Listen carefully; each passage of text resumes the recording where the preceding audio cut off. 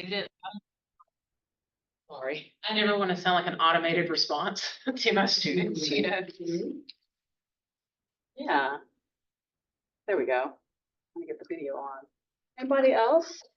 They've been appropriately taught how to professionally write. Yeah, like you're always writing essays, right? But Yeah. now you got to go out into the workplace and suddenly know how to be professional. Okay, well, oh, Teddy Gordon is joining us. Awesome. Let me get my presentation up. Share screen.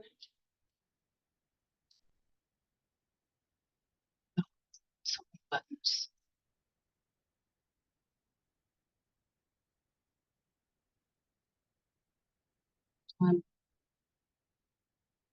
Menu. Where's my little hello? Share screen. Oh, yeah, you gotta make your Zoom bigger again. On the right, like the little box where your Zoom is. Yeah. Yeah, so make that. Oh, make that bigger. Yeah. Hello. There we go. Okay. Got me yesterday. I was like, wait, what? Where? Yeah, I'm like. It's different.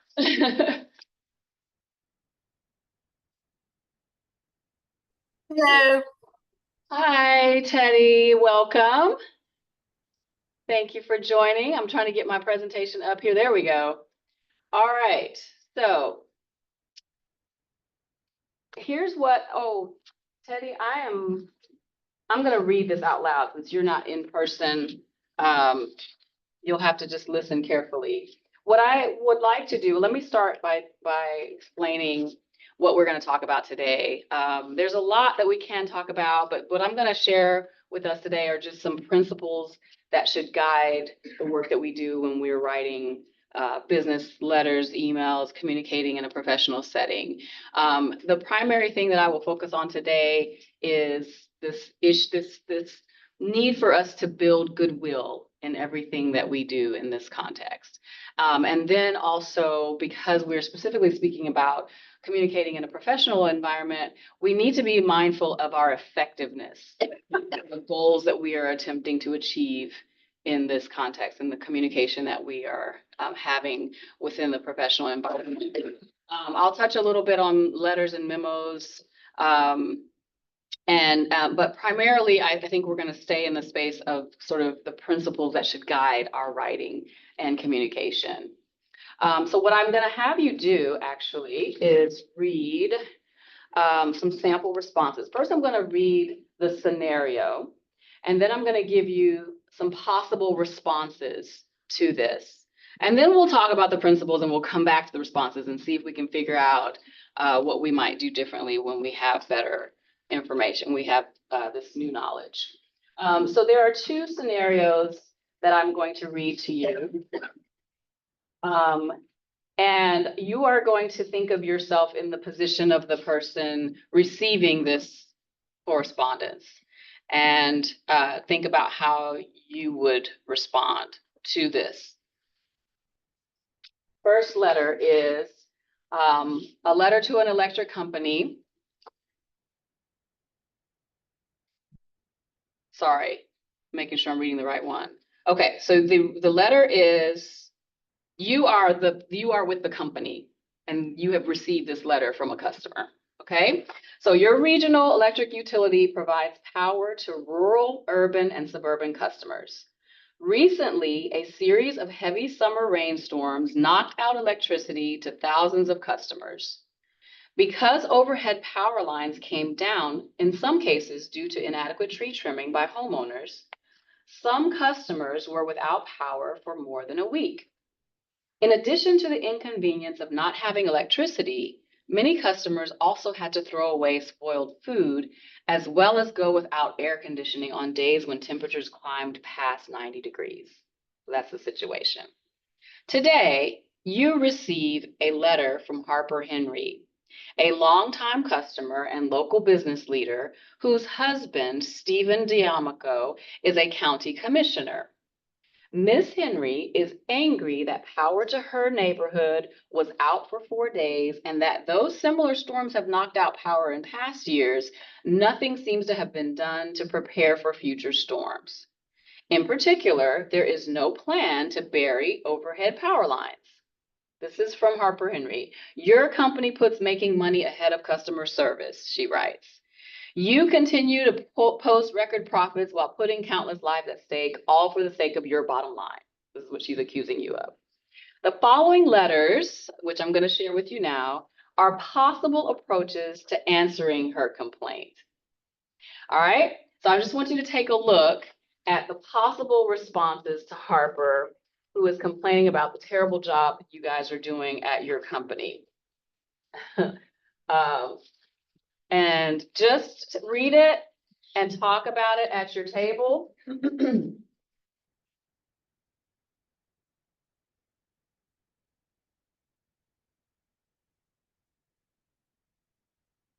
And then we'll talk about it together.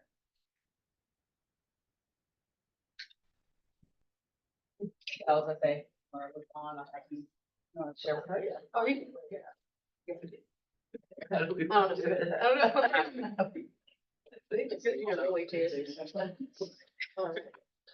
are we doing? So these are responses to potential responses to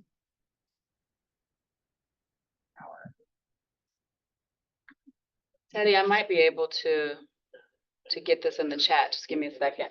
That's okay. I can just listen to the comments. Okay, well, I'll That- try. You do your thing. I don't want to be trouble. No, you're fine.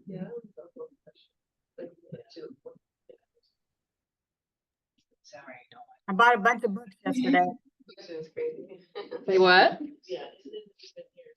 I bought a bunch of books yesterday. Oh. Started reading. That's a good thing. Now you gotta find time to read them. I started one early this morning. Anyway, yes, that's interesting. Yeah, because I, people will write from that. Oh, yes, yeah. Maybe kind of have that draft, the message in it. We can do it, yes, you'll write, I'll write like that first and then make it. Yes. One of those do not hit send. Don't do it, don't do it. Oh, gosh. What's your name? And Michelle Wallace, Nina, nice to meet you.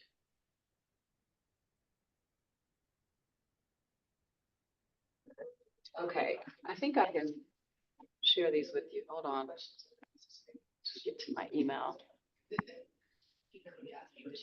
Just like, it's not like a complaint, it's Right. back to the. Right. Oh, yeah.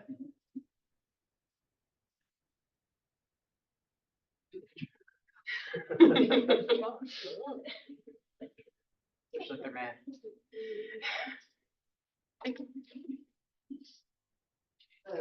I mean, they also start with conjunctions of a sentence and then like kind of disregarding the fact that they complain. Yes. Actually, here's the real. Think about it next time. Yeah. Dang. Yeah, Like, exactly.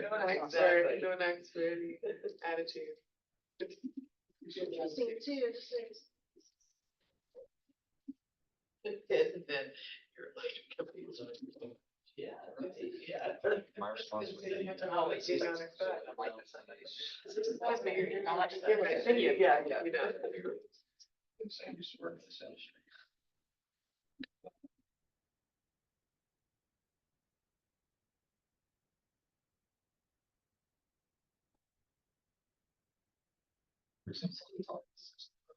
Start with shake, end with shake. Yes, exactly.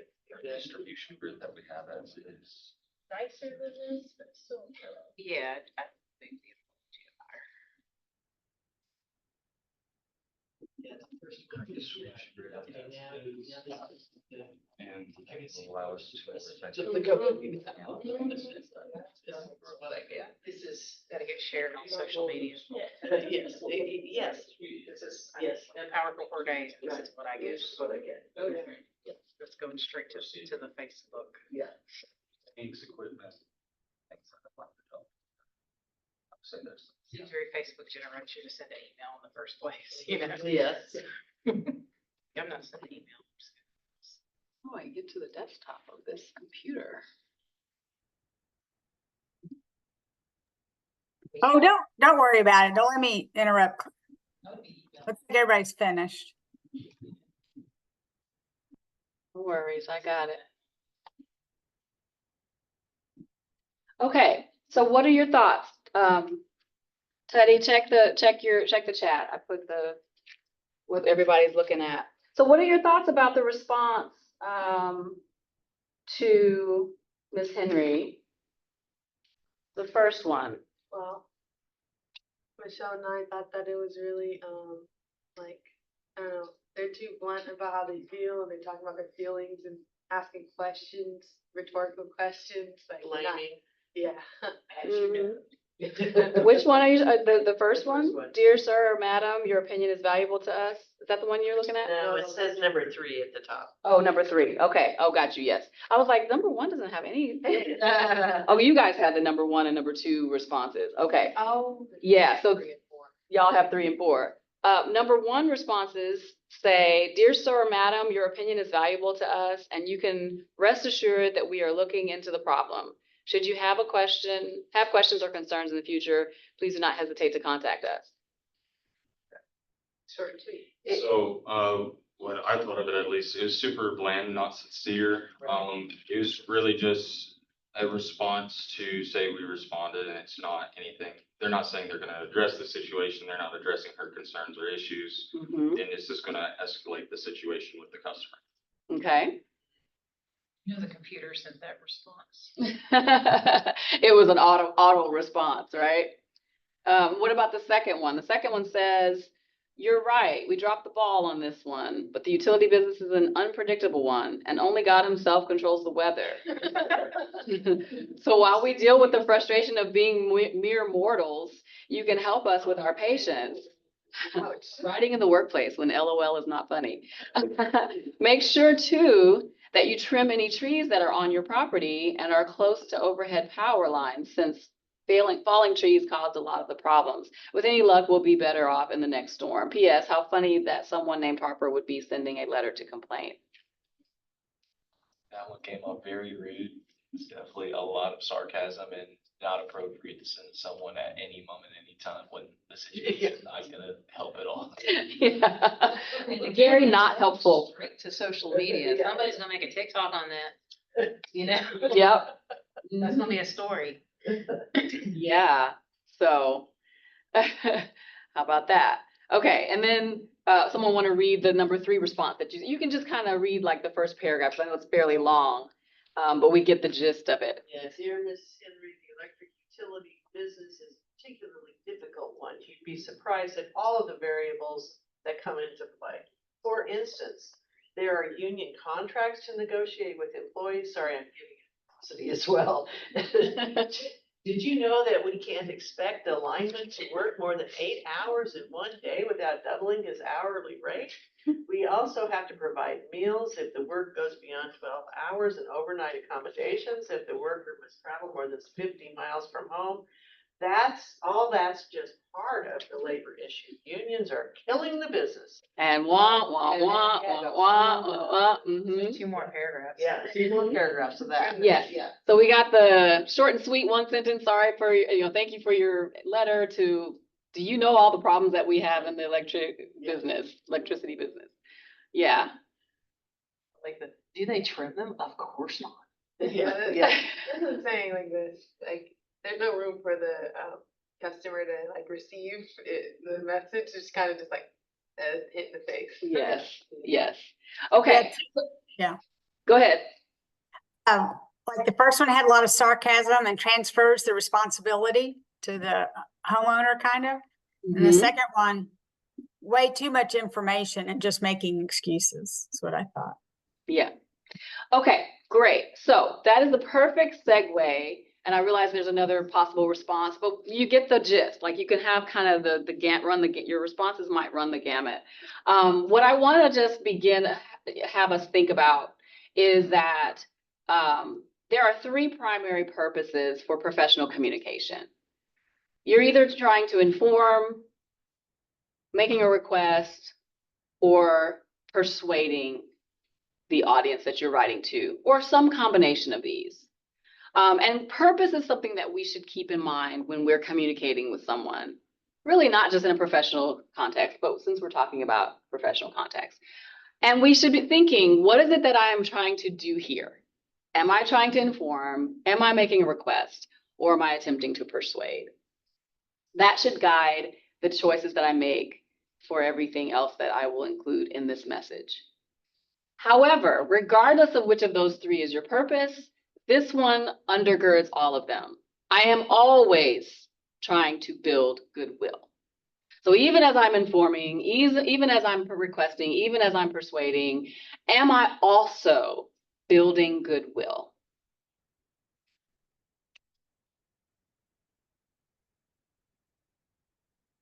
What makes professional communication effective is that it is clear, complete, correct, and saves the reader's time. So we know that in a professional setting, it's very important that we are effective in what we do. This is how we make sure that we are. Am I being clear? Have I been complete in my response? Is my information correct? And am I saving the reader time?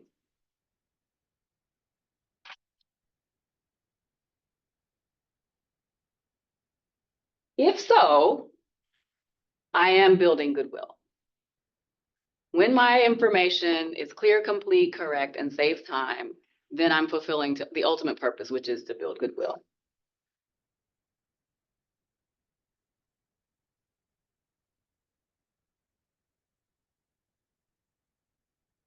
I should also keep in mind that my goal in a professional setting is to solve the organizational problem and meet the psychological needs of my reader. So I'm not just Kim Roper when I'm here at work. I'm Kim Roper, the Writing Center Director of Athens State University. So I have to be mindful, if I am in my personal life very sarcastic and ha ha ha, that I don't bring too much of that into this space in this role, because I'm not just representing me. I'm also representing my organization. And there's an expectation that those who I communicate with have by virtue of the position that I have and the institution that I'm a part of. And so my goal in communicating with others is also about whatever the role is that I have with my organization and the needs that we have as an organization, even as I am being mindful of who I'm communicating with and what their needs are.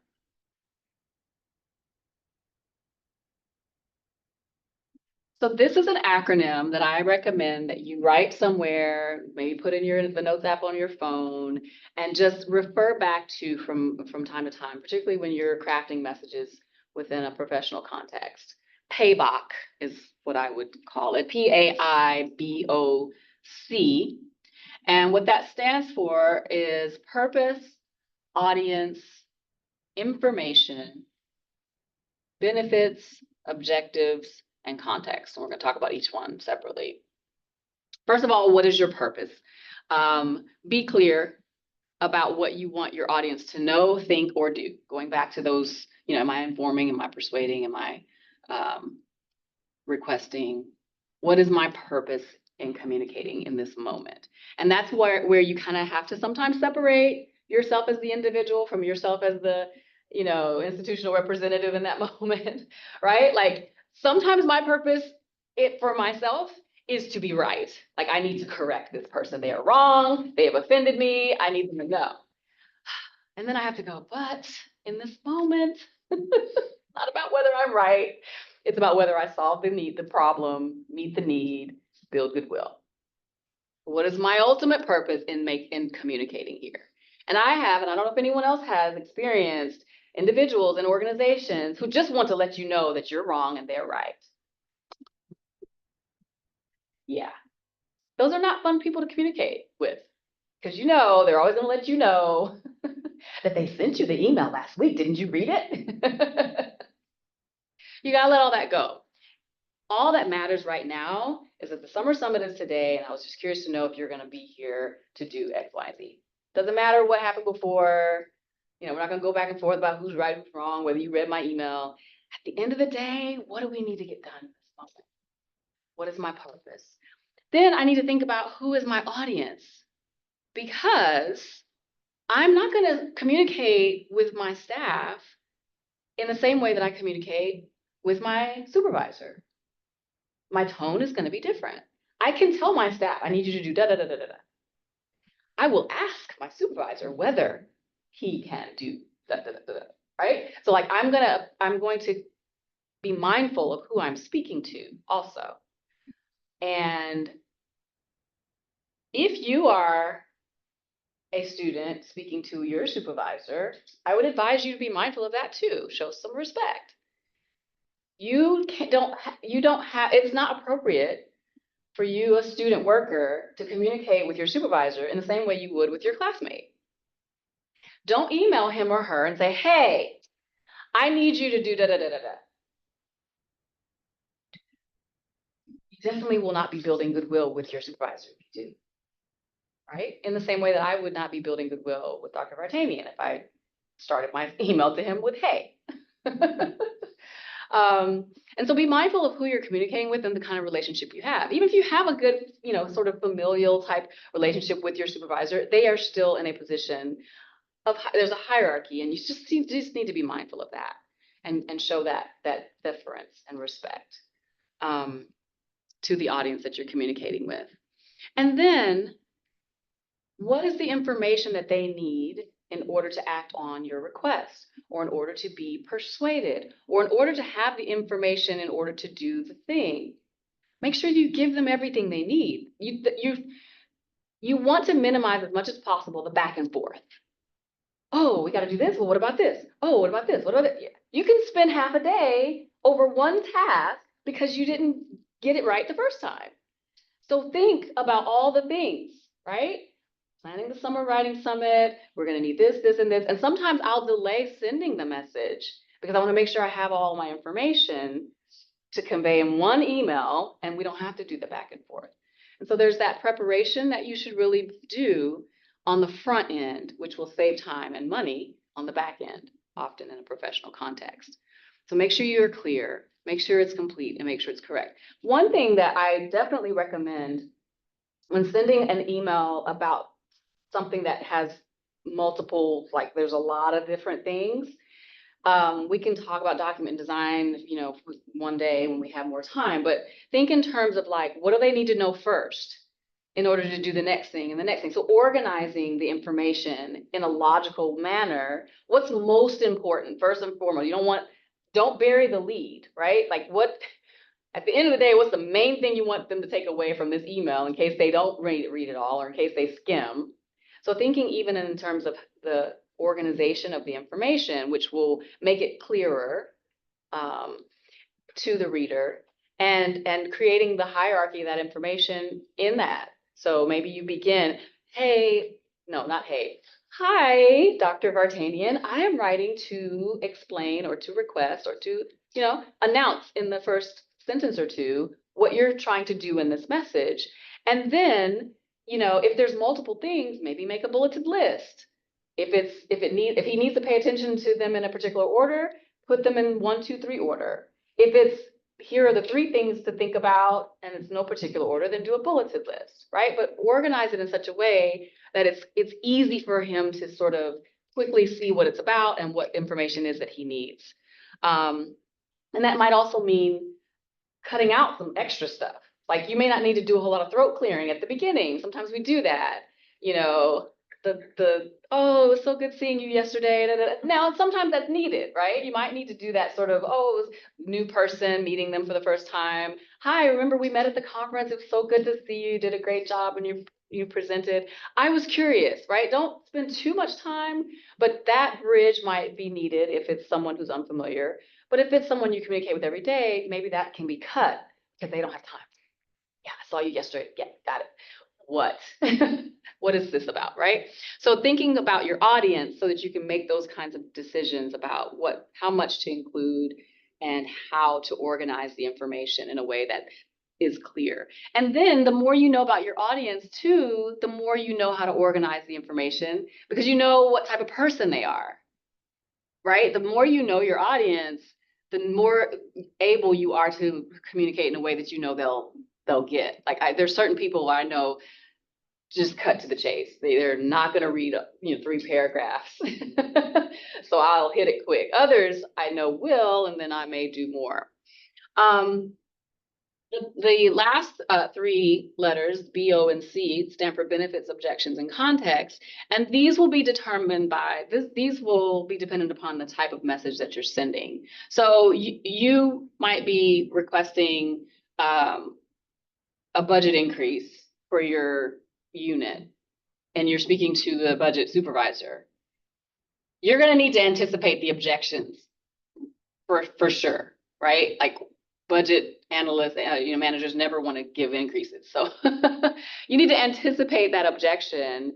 And if you're making a request, figure out how to minimize the objection that they may anticipate the objection, and then sort of answer the question that they're probably going to ask, right? That's also going to save them time and help to build that goodwill. They might be more inclined to consider it because you've already anticipated some of the questions or concerns they have.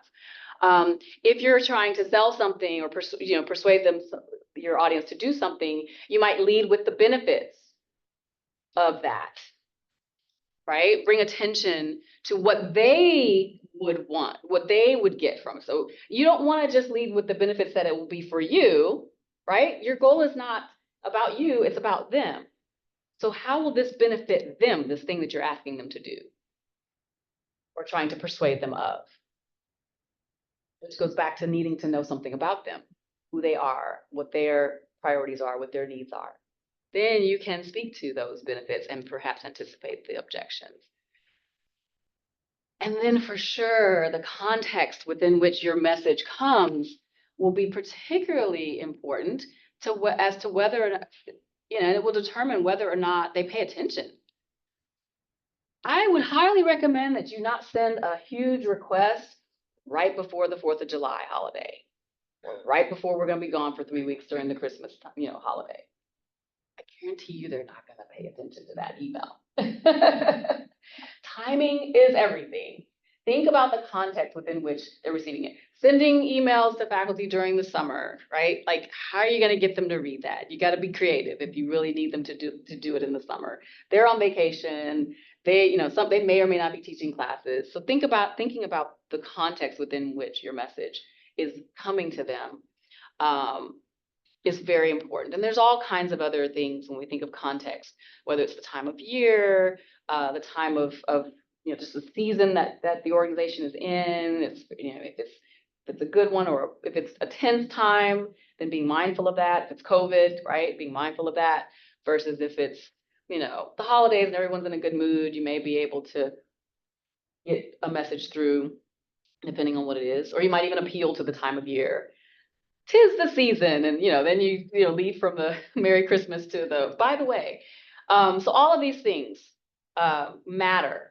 Context matters, and you want to be mindful of that as you craft your message. Something else that you need to check is that you are using what we call you attitude. So you attitude looks at things from the reader's point of view, respects the reader's intelligence,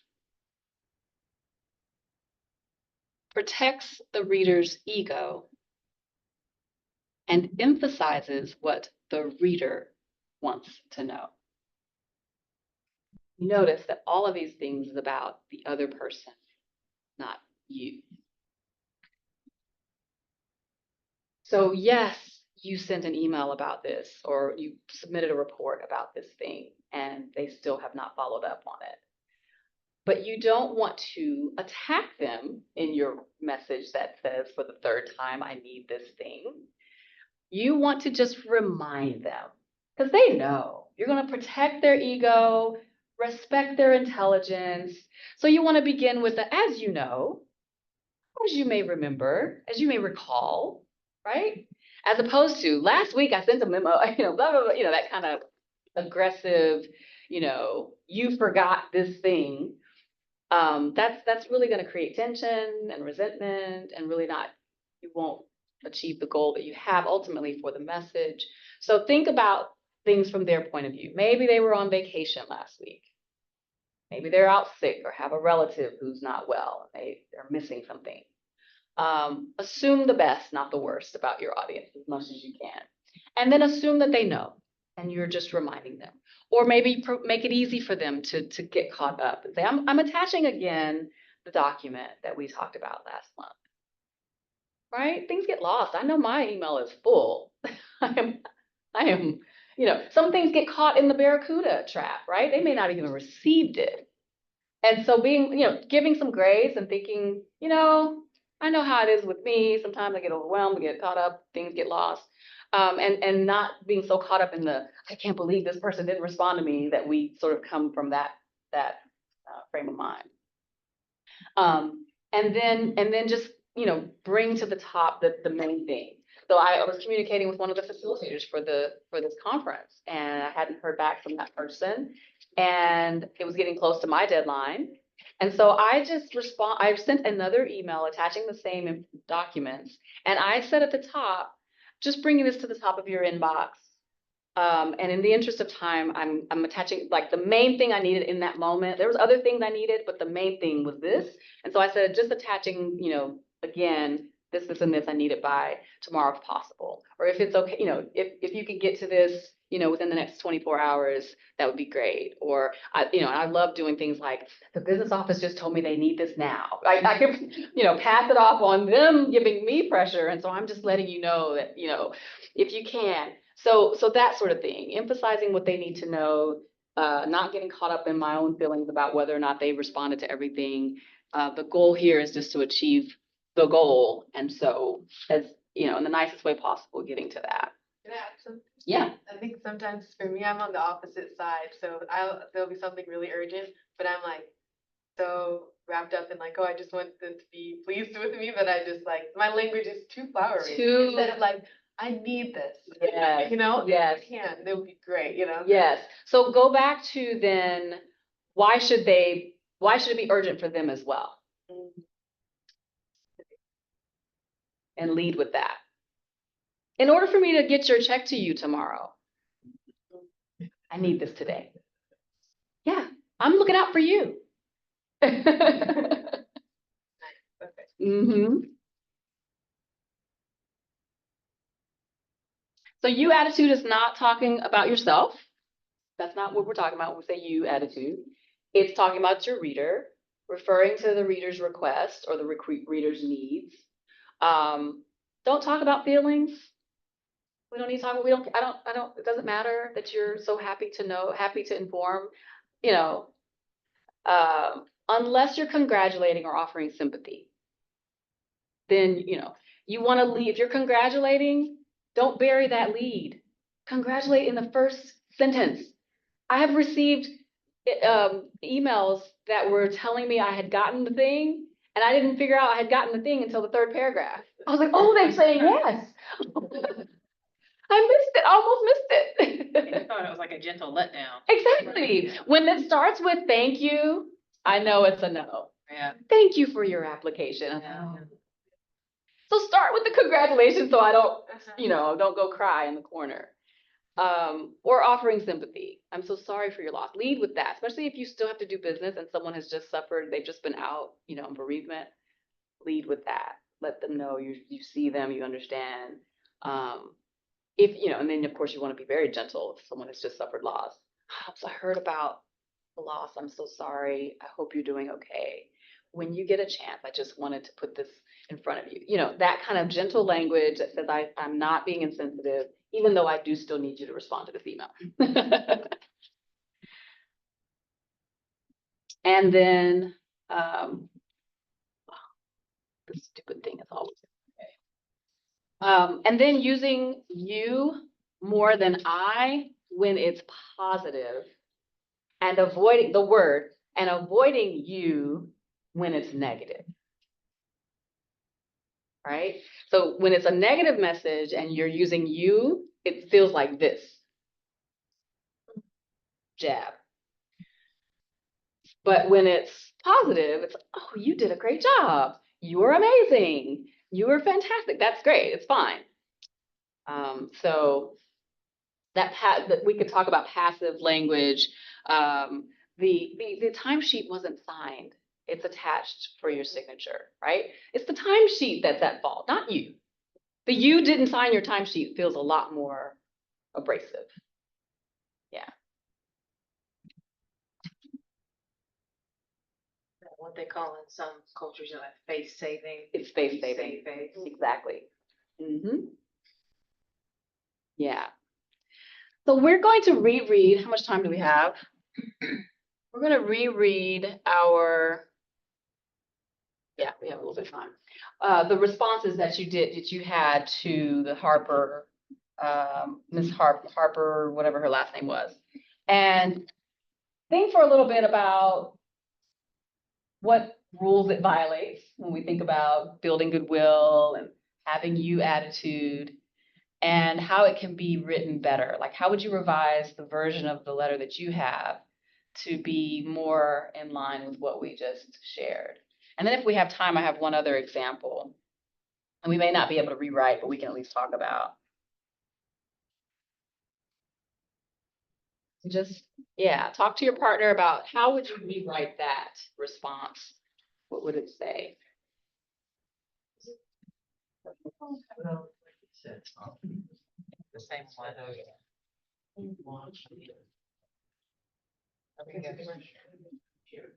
Rewrite number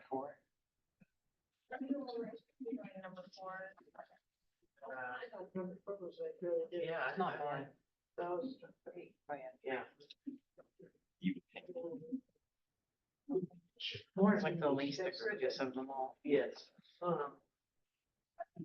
Yeah, like, just like, maybe starting with the sorry. Like, All of you it. know, we're sorry that this is. And thank you. We Thank want you. to just prove our- Yes, yes, yeah.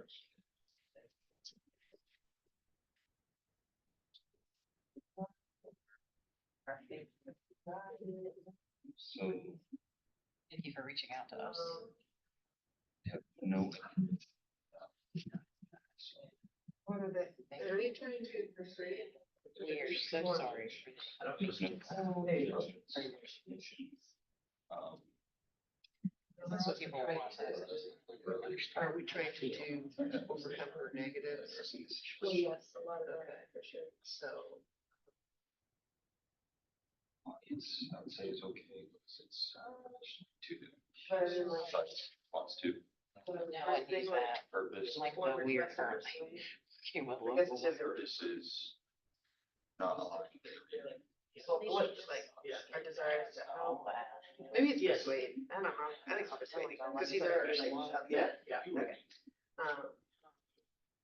Yeah, but I don't know what I can like keep persuading. I do too. Then I'll have the suggestions, because I like it kind of makes you like you don't know what the, you saw. the negatives. I think they did more about what. Because they're most concerned about how it's out. Yeah, and I want you to fix it. I don't want to go out. I'm not the detective here. You know, like I want you to fix it. Like I have a job and you have a job. Yeah. Go MacGyver with some like soap and some gum or whatever. Here, we are sorry for any community space. In Tuscaloosa, when we had that, you know, that real big tornado, I think it has not, it was more than a big. glad to have Negative a part of view, it too. Yeah, yeah. Like you get used to it.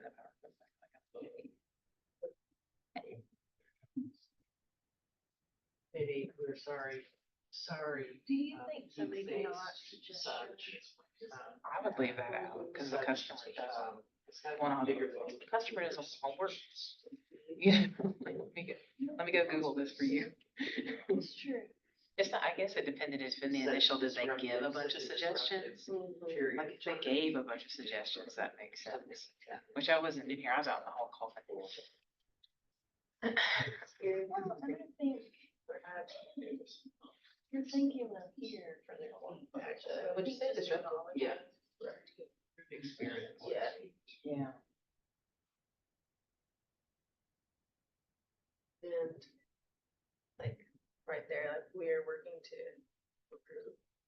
Sorry.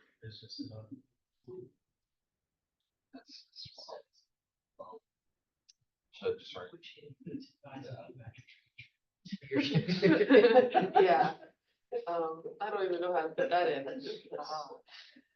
I guess no.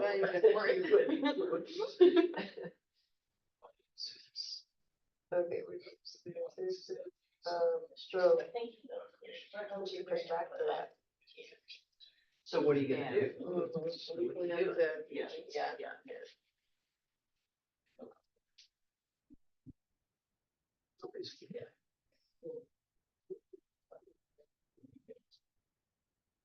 Then I do like this, you know. I'm multitasking. I'm trying to share the videos from yesterday. Yeah. It is. You're like, Yeah. You just for a long time. the consequences. No, or just that they've been with it, they've had. And that's really it. I mean, sure, it doesn't have to be automated, but it doesn't need to be a book report. Or like a diatribe. Yeah. Yeah, Yeah, you wanna like each person. or your long-term business or your something like that. I mean, especially if they're the only power company. You wanna give them hope that Mhm. power will You don't have a choice. And it might also be, It'd be really great if you could give them an estimate too. I think the you don't want to idea make of, something up. If they keep telling me like within 24 hours, I'll be like, oh, Give me- 24 hours, you're getting another email. So we're almost out of time. I'm gonna interrupt you. Let's just real quick run through the pay box. So like, what is the purpose? You're representing a utility company. You have to respond to this, client, customer. What is your purpose in drafting this message back to her? To ease their feelings and concerns. Yeah. Let them know that action's being taken. De-escalate. Yes, because she's mad. Yeah. What else do we know about her? How important are the things that we know about her as we think about this message back? Husband's a councilman. We want to keep that in mind, because you don't know how that might come back to you if you don't handle this well. What else?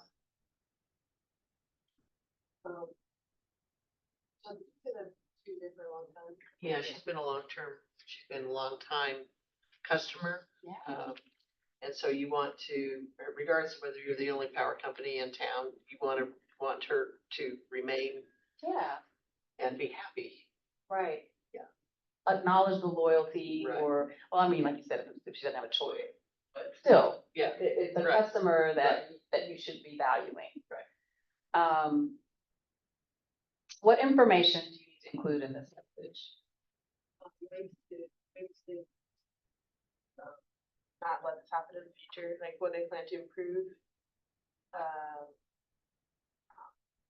Because the electric company has its reputation to defend now, because there's this assumption, she's made an attack, that you all are just about the money, you're not looking out for your customer, you're not doing, so your it's not, this letter's not to you, it's to your company. So what are the needs of your company that you want to make sure you are, fulfilling what you need for what the company needs, and in addition to what the customer needs.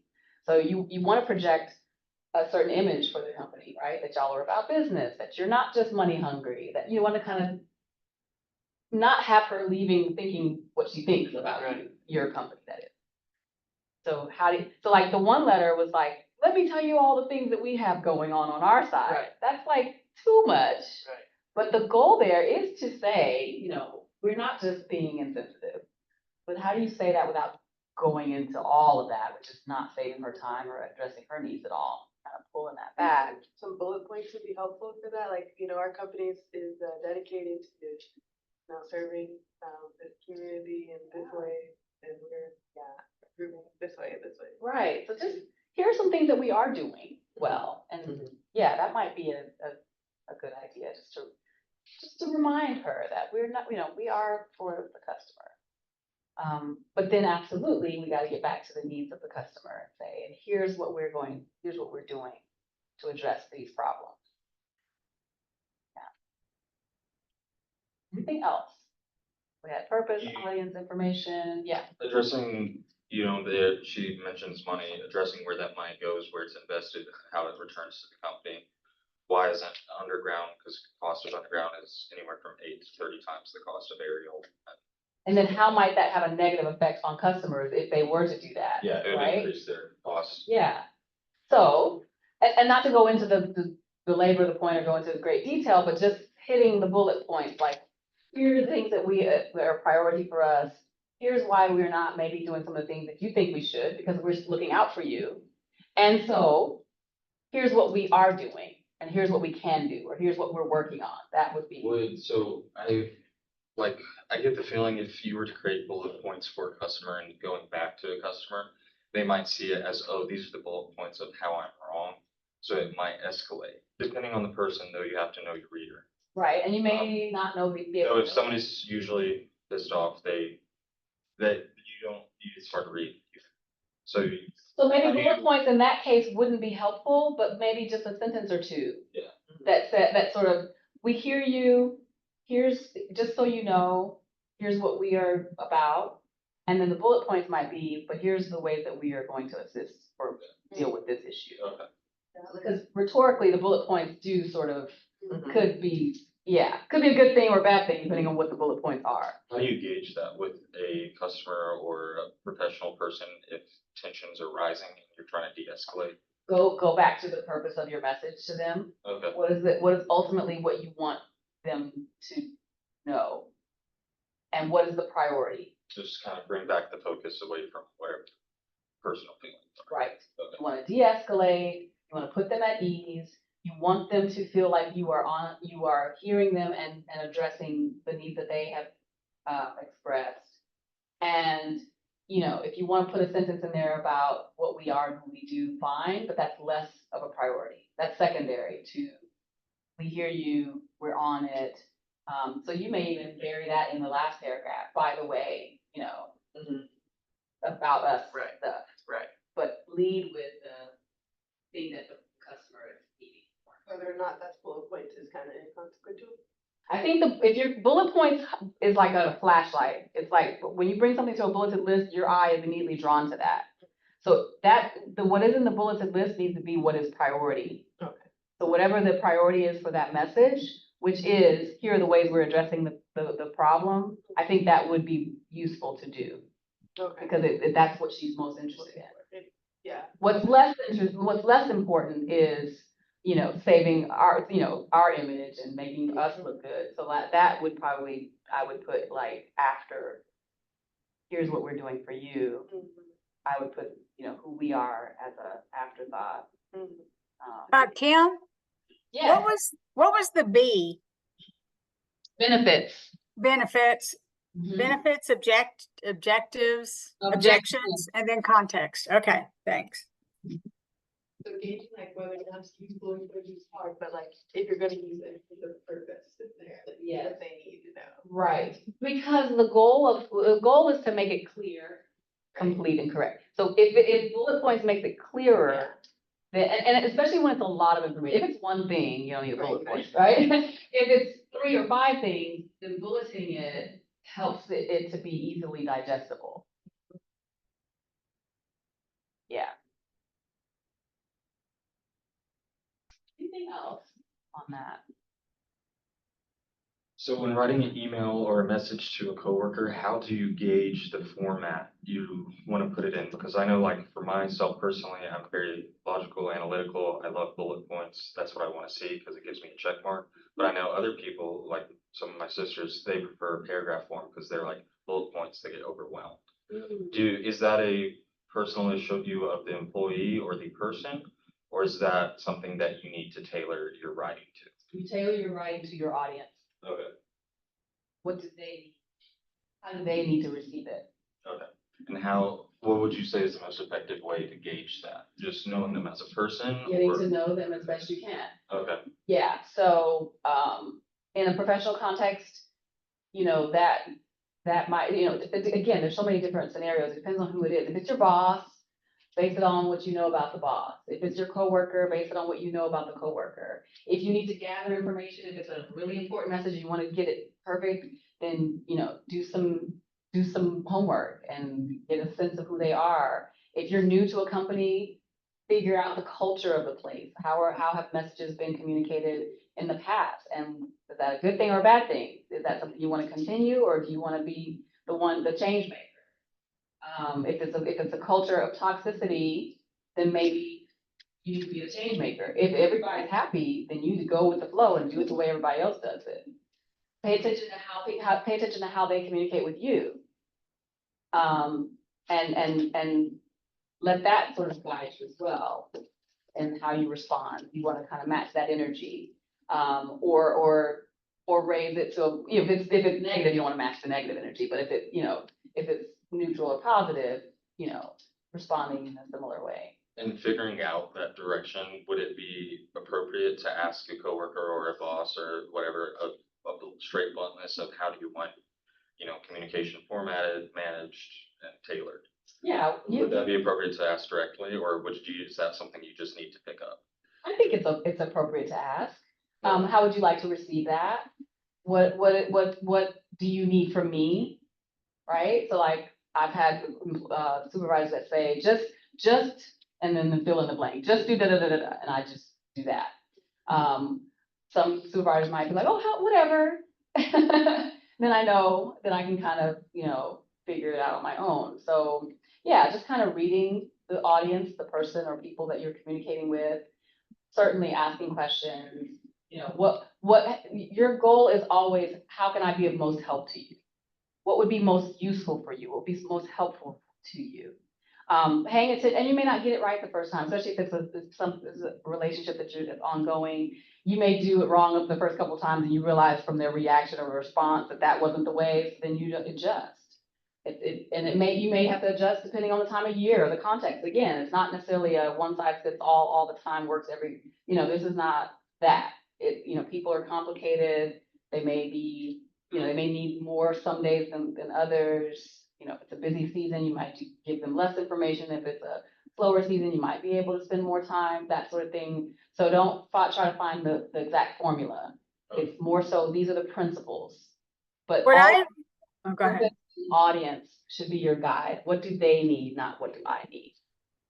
Yes. So what I see in emails, to kind of piggyback off that, is that, especially from students and often coworkers, but I can read the emotion and the email. And so I'll respond to the emotion. Yes. I acknowledge that I must write up thank you for reaching out. Yes. I see that you're really frustrated. I see that you're really confused. Yes. I see that you're trying hard and you've come to roadblocks. And, but a lot of times I just want to do the short and to the point and answer the question. But I've learned that's, even in all instances, I think acknowledging the emotion, you're really excited about this, or is a way to help create goodwill too. Yes. I get to the email, but it takes work. I'm not, sometimes I'm not so good at it. And understand too that it's a process, right? So like, if you sit down to write an email, don't hit send right away. Like, read back over that thing and make sure, because the first thought is like, oh, I know what I'm going to say. But just doing that read over one last time and then read it as if you're them, right? Yeah. You write it as a writer, and then you read it as a reader. And if you read I backspace all of it and rewrite. I have done that. I have literally done 2 paragraphs and then deleted it and did 1 sentence. Because the first 2 paragraphs was about me. So yeah, always read back over it and think from their perspective. And that will save you a lot of pain. It's hard to undo once you press send. It's easier to undo when you haven't done that, send it yet. Cool. Okay, well, we're out of time. If there's further questions, catch me in the hallway, but I hope at least some of that was helpful and gives you some guidance as you communicate in your professional context. Thank you for coming. Please scan the QR code, guys. We really need your feedback on these sessions and what you have enjoyed and what you haven't. Thanks, Teddy. See you later. Thank you. I'm glad I got to come. I am glad you were here. Bye.